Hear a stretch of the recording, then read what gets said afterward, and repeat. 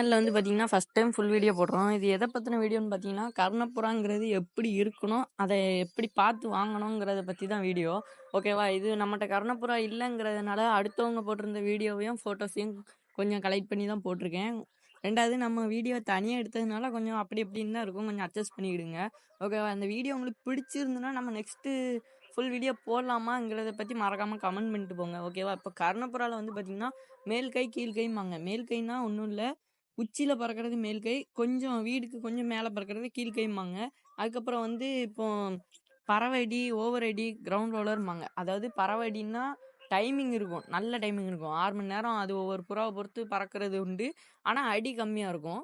ஆ பறக்கச்சுல அடிக்கும், இறங்கச்சுல அடிக்கும். இதே இது ஓவர் அடின்னா ஃபுல்லா அடியா இருக்கும்.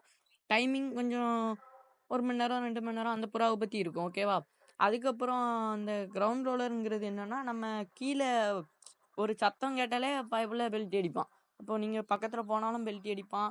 ஆ ஒரு பூனை பக்கத்துல வந்தாலும் பெல்ட்டி தான் அடிக்குமே தவிர பறக்க தெரியாது. ஓகேவா? இப்போ இந்த புறாங்கிறதே இப்போ ஒண்ணு ஹாபிக்காண்டி வளர்க்காங்க. இன்னொன்னு ரேஸுக்காண்டி வளர்க்காங்க. கர்ணப்புறாவுமே அதே மாரி தான். 5 மணி நேரம் பறந்தாலே இப்போ வின்னிங் நெறைய இடத்துல குடுக்காங்க. அந்த டைமிங் பொறுத்த அளவு அவங்களுக்கு பேரு. கிரவுண்ட் ரோலர்னா என்ன? இவன் தான் கிரவுண்ட் ரோலர். பார்த்தீங்கன்னா, பக்கத்துல யார் போனாலும் பெல்ட் அடிக்கும். பூனையே வந்தாலும் பெல்ட்டி தான் அடிக்கும். பறக்க தெரியாது. அந்தால பிடிச்சிட்டு போயிரும். இது வளர்க்குறவங்கலாம் ப்ரீடிங் கேஜி கொஞ்சம் சேஃபா இருக்கிறவங்க தான் வளர்க்க முடியும். அப்புறம் புறா வந்து பார்த்தீங்கன்னா, சின்ன புறாவா இருக்கணும். நம்மட்ட சாதா புறா தான் இருக்கு. அத வச்சு சொல்றேன். அப்புறம் அந்த ரெக்கை வந்து நல்லா திக்கா இருக்கணும். நீங்க பின்னாடி விரல வச்சு அமுக்குனீங்கன்னா, கேப் விடக்கூடாது. ஓகேவா? நல்லா தின்னா இருக்கணும். அப்பனா தான் அவனுக்கு பறக்க நல்லாயிருக்கும். 2வது வால்பெட்டி பார்த்தீங்கன்னா, கால விரிச்சு வச்சு ரெக்கைய விரிச்சீங்கன்னா, ஒரு விசிறி மாரி இருக்கணும். அதாவது இந்த மயில் புறாக்கு தோகை மாரி இருக்குல்ல, அந்த மாரி இருக்கணும். சென்டர்ல கேப் விடக்கூடாது. இதுக்கு விட்டுருக்கு. ஆனா இது சாதா புறாங்கிறதுனால பிரச்சனை இல்ல. ஓகேவா? 2வது கர்ணப்புறாங்கிறது அந்த கைக்கே சின்ன புறாவா இருக்கணும். இப்போ நல்லா வளர்க்குறவங்கலாம் பார்த்தீங்கன்னா, கையில எடுத்த உடனே அத எடுத்துருவாங்க. இப்போ நான் இந்த புறாக்கு இருக்குல்ல, அந்த மாரி வால்பெட்டி நல்லா அடர்த்தியா இருக்கணும். 2வது இந்த புறாக்கு இப்போ கர்ணன்னாலே நிக்கச்சுல அவனுக்கு அந்த வாயிலிருந்து அடிப்பக்கம் வரைக்கும் ஒரு எஸ் பெண்ட் மாரி இருக்கணும்.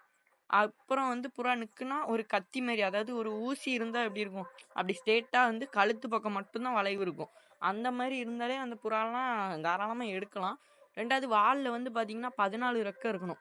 அந்த மாரிலாம் இருந்துன்னா புறாவ எடுத்துருங்க. அப்புறம் இந்த வீடியோ வந்து உங்களுக்கு பிடிச்சிருக்குன்னா, மறக்காம சப்ஸ்கிரைப் பண்ணுங்க. நம்ம 2வது வீடியோ போடலாம்னா கமெண்ட் பண்ணுங்க. இந்த வீடியோ உங்களுக்கு பிடிச்சிருந்து